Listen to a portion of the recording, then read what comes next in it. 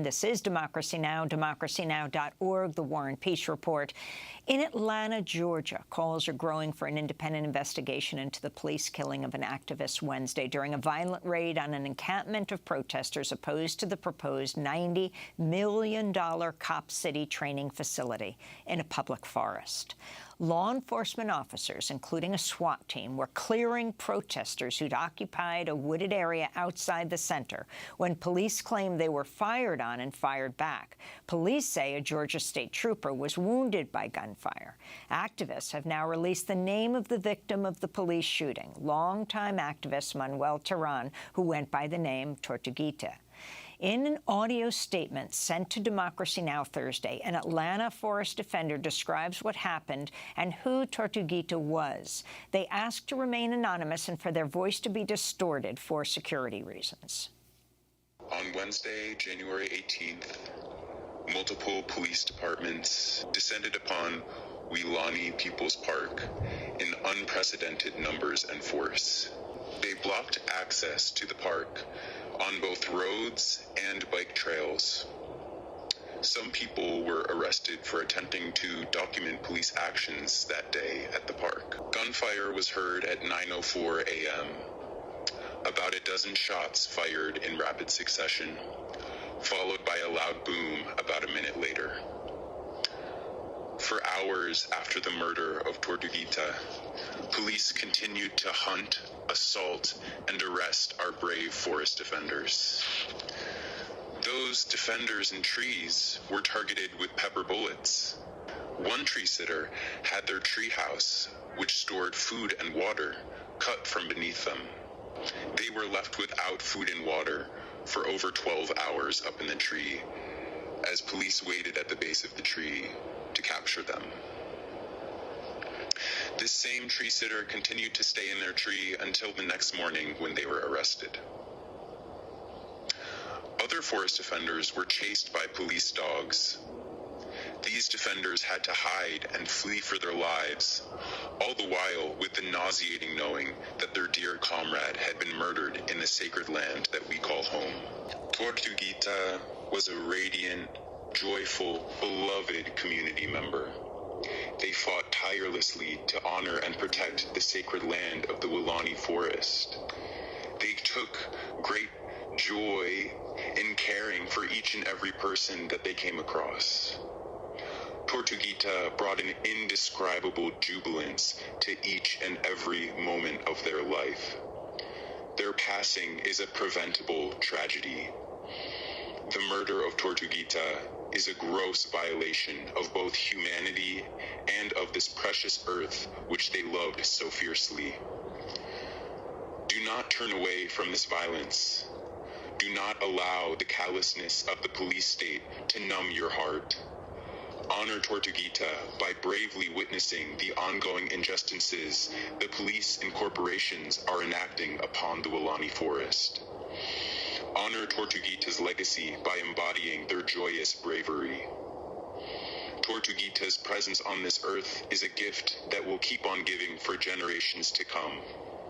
It is time for people to join this movement and to say no to this pointless escalation by the police. That was an anonymous statement by an Atlanta forest defender sent to Democracy Now!, his voice disguised. Vigils for the slain forest defender Tortuguita have taken place from Los Angeles to Minneapolis to Charlotte to Chicago and Atlanta. Activists held a vigil the night of the shooting and are planning a march on Saturday. For more, we go to Atlanta to speak with Kamau Franklin, founder of the organization Community Movement Builders. Kamau, welcome back to Democracy Now! Can you please tell us what you understood happened? Well, we have very little information on what took place besides what your earlier recording just said, that the only version of events that's really been released to the public has been the police version, the police narrative, which we should say the corporate media has ran away with. To our knowledge so far, we find it less than likely that the police version of events is what really happened. The idea that he was sitting in a tent and fired out of the tent at basically a SWAT team DeKalb County Police, Atlanta Police, and Georgia State Troopers who were there in great numbers to do the raid that they conducted in the park. And the idea is that this person shot and then they fired back. As the little intel that we have, residents said that they heard a blast of gunshots all at once, not one blast and then a return of fire. Also, there's been no other information released. We don't know how many times this young person was hit with bullets. We don't know the areas in which this person was hit. We don't know if this is potentially a friendly fire incident. All we know is what the version of the police have given. And that's why we're calling for an independent investigation, not one that's done by the Georgia Bureau of Investigation, not one that's done by any federal authority, but a complete independent investigation. Because that's the only way we're going to know what really happened. But right now, based on what we do know, we cannot say anything except that this is probably a political assassination. This is something that could have been prevented. There was no reason for them to take the tactics that they did in terms of going into the forest with weapons in hand, with pepper spray, with live ammunition to go shoot forest defenders who were engaging in civil disobedience and direct action politics. Kamau Franklin, can we step back and talk about what Cop City, proposed Cop City is and why people are encamped there?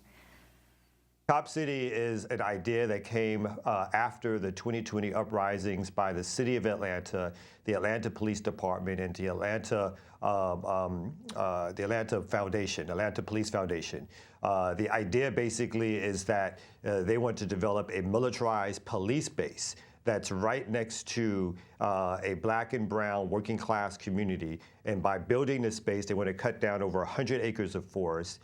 They want to develop an area where there's a room for explosives testing, over 12 firing ranges, a place where there's a Black Hawk helicopter landing pad, a training center for them to practice crowd control. We should also mention that they are engaged in international training with the Israeli police.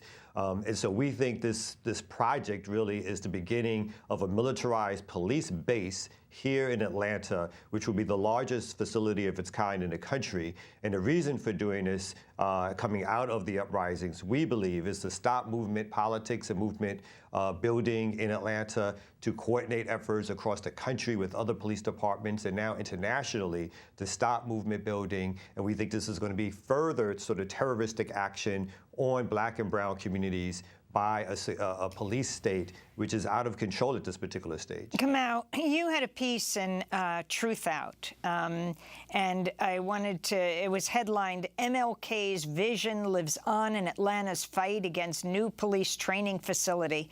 Interestingly, in 2021, the city of Atlanta announced plans, for Cop City, saying it was to carry on the city's civil rights legacy of Martin Luther King and others. Can you talk about this? Yeah, I mean, we live in a dystopia where the legacy of Dr. King is being used by city officials, the same city officials who say that they love Good Trouble, they love John Lewis, they love Dr. King. When Dr. King was alive, Dr. King was working against police brutality and police militarization. Dr. King poignantly stated that the police themselves harass and are open to and conduct raids on communities. Obviously, Dr. King was surveilled by the FBI, a local police task force, along with federal police task force. They harassed Dr. King. They sent a letter to Dr. King to kill himself. And so these tactics in different ways continue today.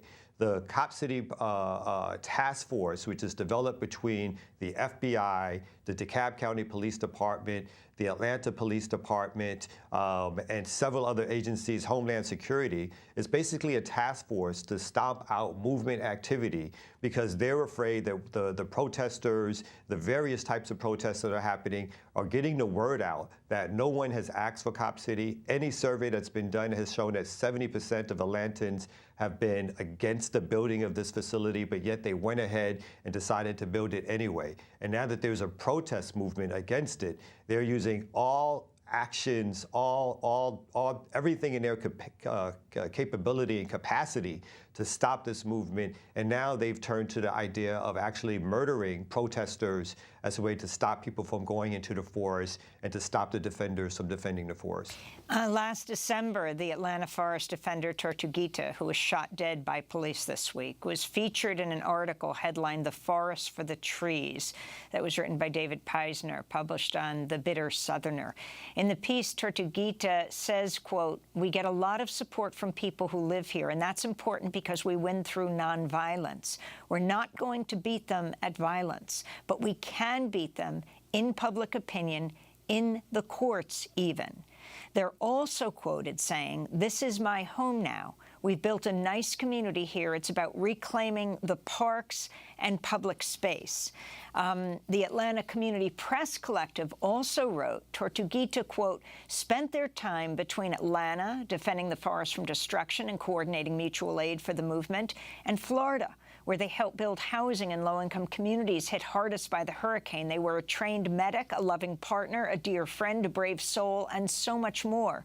In Tort's name, we continue to fight to protect the forest and stop Cop City with love, rage, and a commitment to each other's safety and well-being." Finally, Kamau, if you can talk about where this protest stands now. Did the police succeed in completely clearing the encampment, or are people still there? To our knowledge, there's still people who have access to the forest who occasionally will go in. We think obviously this is a dangerous time because the police tactics have stepped up to the point where they're actually using live ammunition to shoot and kill protesters. But even with that said, we will continue to protest both in the forest, around the forest, and in the larger city of Atlanta. And again, asking for not only national support, but international solidarity on this issue, which we've gotten so far, which we expect only to step up more in the coming days and months. This protest movement is not over. It is not defeated. In the memory of the young person who was killed, we will continue to fight. And let's remember also there was over a dozen arrests yesterday. There are more people charged with domestic terrorism. With domestic terrorism? Yes, the more charges of domestic terrorism. The interesting thing is that they charge the people from out of town, people who are not Atlanta residents, with domestic terrorism, but they so far have not charged, in this latest round, they have not charged people who were arrested who are from the city with the charge of domestic terrorism. So we obviously think, again, these are scare tactics. These are tactics meant to criminalize the movement against Cop City. And what's really, really important that we have to keep hammering home is that this task force, or this idea about what's happening, this criminalization of movement politics, is something that's being done with so-called moderate liberal Democrats in Atlanta, and now a right-wing Republican who is the governor of the state of Georgia, who's now somehow taking the lead in criminalizing and calling protesters names. But this is done together as a collaboration between the Atlanta political establishment and the governor of Georgia. And they're using all of their security forces, again, the Atlanta police, the Cobb County police, state troopers, in conjunction with the FBI and even Homeland Security, to criminalize and this movement, and now to kill a young activist. You're talking about Governor Brian Kemp. Kamau Franklin, I want to thank you so much for being with us, the founder of the organization Community Movement Builders. And we'll link to your piece at democracynow.org and continue to follow this encampment and the series of protests. Next up, we speak with Black Lives Matter co-founder Patrisse Cullors about the death of her 31-year-old cousin, Keenan Anderson. He was a 10th grade English teacher who died after being repeatedly tased by police. Stay with us.